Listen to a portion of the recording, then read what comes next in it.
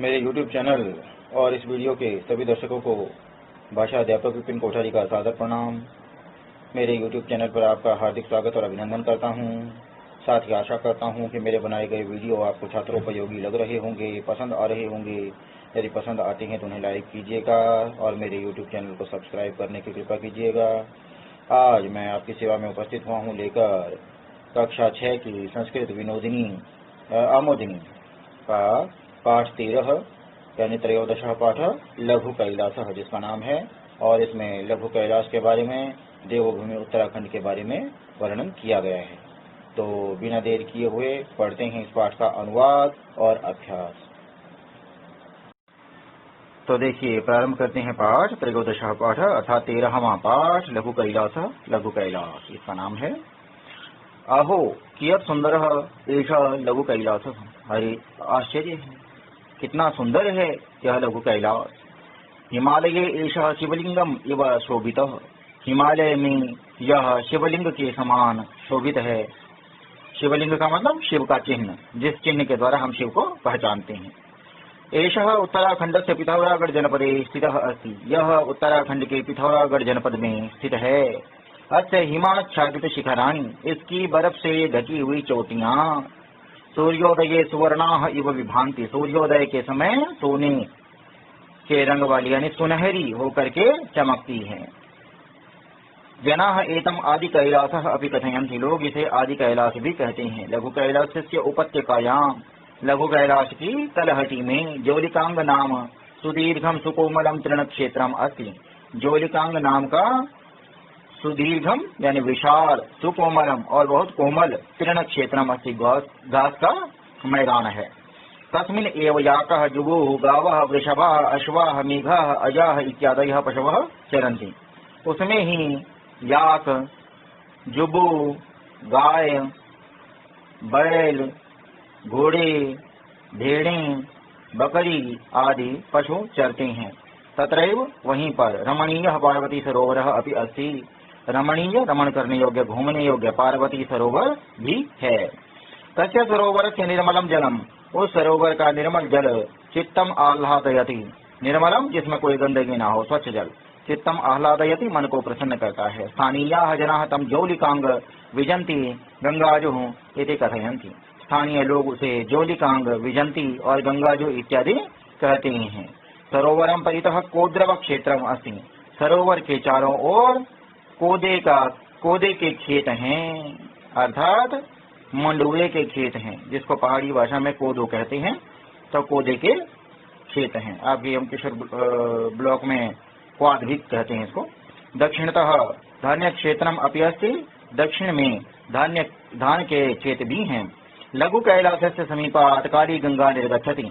लघु कैलाश के पास से काली गंगा निकलती है। यहीं पर कुटी, गुंजी, नाभी, रौकांग, नपलच्चा आदि गांव भी हैं, जहां से नपलच्चाल इत्यादि लोग, आप गुंजाल, नपलच्चाल इस टाइप की जो कास्ट हैं आप सुनते हैं।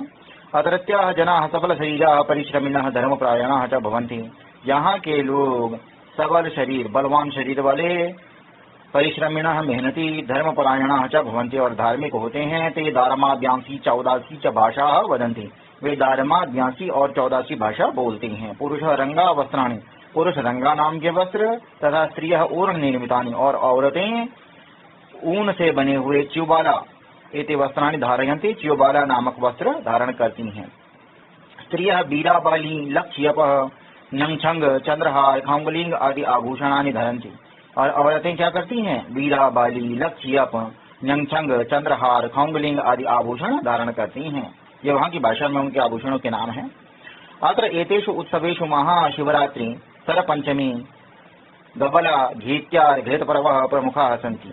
और यहाँ इनके उत्सवों में, इनके जो त्योहार है उनमें महाशिवरात्रि, सरपंचमी, गबला और घीत्यार अर्थात घी का त्योहार प्रमुख हैं। भोजनेषु कलंगम टी चैंपियन, भोजन में कलंग, ठीक है, कलंग के लिए सूप कहा गया है। टी चैंपियन अर्थात नूडल जैसा कुछ खाने का पदार्थ, ठीक है, और दूध अर्थात हलवा इत्यादि इनके मुख्य जो है ना भोजन है।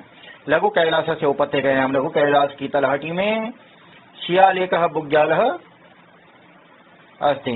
शियालेख नाम का घास का मैदान है।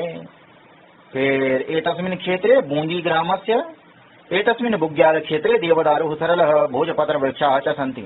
और इस बुग्याल क्षेत्र में यानी घास के मैदान में देवदारू सरल और भोजपत्र के वृक्ष हैं।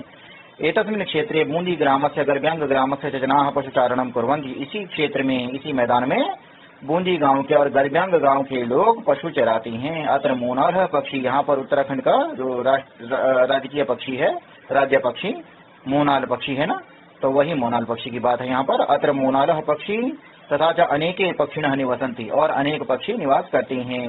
भारत से सीमायाम अंतिम ग्रामः, भारत की सीमा में अंतिम गांव गो तथा कुटी इत्यादयः सन्ति। गो और कुटी आदि हैं। लघु कैलाश से गुंजी ग्राम से मनीला नामक स्थानात्, लघु कैलाश के गुंजी गांव के मनीला नामक स्थान से जनाः कैलाश मानसरोवरं प्रति गच्छन्ति, लोग कैलाश मानसरोवर की ओर जाते हैं। इतः एव पर्यटकाः ओम पर्वतस्य दर्शनार्थम अपि गच्छन्ति, और यहीं से पर्यटक ओम पर्वत के दर्शन के लिए भी जाते हैं। तो मित्रों, ये तो हुआ इसका हिंदी अनुवाद। ये आपके शब्दार्थ हैं। शब्दार्थों के उपरांत अभ्यास है, स्मरण कीजिए। अस धातु होना, लंग लकार भूतकाल, आसीत आसाम आसन, आसीह आसम आस्त, आसम आस्व आत्म, इसको आपने याद करना है। ये एक वचन, द्विवचन, बहुवचन, और ये प्रथम पुरुष, मध्यम पुरुष, उत्तम पुरुष। उसके बाद देखिए योजयित्वा लिखा था, जोड़कर लिखें, तो ये जोड़कर लिखे गए हैं। उपसर्ग और पद से निर्मित पद। सुवर्ण निर्गच्छति, आभूषण प्रमुख प्रतिगच्छन्ति। ठीक है, इस तरीके से आपने इसको जोड़ करके लिख देना है। उसके बाद कहते हैं लघु कैलास कीदृशः शोभितः, हिमालय ऐसा शिवलिंगम इव शोभितः। लघु कैलास कुत्र स्थितः अस्ति? लघु कैलास उत्तराखंड से पिथौरागढ़ जनपदे अस्ति। ठीक है, तो पहले प्रश्न का ये हो गया, दूसरे प्रश्न का ये हो गया। उत्तराखंड से पिथौरागढ़ जनपदे ऐसा स्थितः अस्ति। उसके बाद क्या कहते हैं जी, जोलिकांग कुत्र अस्ति, जोलिकांग कहाँ पर है? तो जोलिकांग कहाँ पर है जी, ये देखिए तत्रैव वो बोल रहा है ना। तो लघु कैलाश से उपत्यकायाम जोलिकांग नामक नाम सुदीर्घम सुकोमलम तृणक्षेत्रम अस्ति। उसके बाद काली गंगा कुतः निर्गच्छति, लघु कैलाश से समीपात काली गंगा निर्गच्छति। ठीक है, उसके बाद क्या कहते हैं, ओम पर्वत से दर्शनार्थम जनाः कस्मात् ग्रामात् गच्छन्ति। तो ओम पर्वत के दर्शन के लिए कहाँ से जाते हैं? इतः एव, यानी लघु कैलासस्य गुंजी ग्रामस्य मनेला नामक स्थानात् एव पर्यटकाः ओम पर्वतस्य दर्शनार्थम गच्छन्ति। ठीक है, इस तरह जोड़कर आप लिखेंगे। उसके बाद कहते हैं भारत से सीमायाम अंतिम ग्रामः क अस्ति, भारत की सीमा में अंतिम ग्राम कौन सा है? तो यहाँ पाठ में क्या दिया गया है कि भारत से सीमायाम अंतिम ग्रामः गो तथा कुटी इत्यादयः सन्ति। तो इसको आप कर देंगे।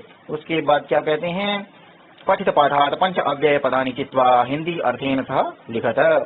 तो पठित पाठ से 5 अव्यय पदों को चुनकर हिंदी अर्थ के साथ आपने लिखना है। तो इसमें देखिए कौन कौन से हैं भाई। देखिए ये तो इव आ गए। इव का अर्थ के समान, की तरह। एव का मतलब ही, अपि का मतलब भी, च का मतलब और, इति का मतलब ऐसा भी होता है, और समाप्त के लिए भी इति आता है। अत्र का मतलब यहाँ, और तथा का मतलब यहाँ पर और है, और वैसा भी होता है। ठीक है, तो ये आपके अव्यय पद हो गए और इनकी हिंदी हो गई। तो और ये हो गया आपका वदतु संस्कृतम। स्वास्थ्यम कथम अस्ति, स्वास्थ्य कैसा है? समीचीनम नास्ति, ठीक नहीं है। किम अभवत, क्या हुआ? ज्वरः कासः शिरोवेदना च, बुखार खांसी और सिर दर्द। वैद्यम दर्शयतु, डॉक्टर को दिखाओ। औषधम स्वीकृतवान, दवाई ली है। तो इसी के साथ इस वीडियो को यहीं समाप्त करते हैं। वीडियो को ध्यान से सुनने के लिए आपका धन्यवाद, आभार, सादर नमस्कार।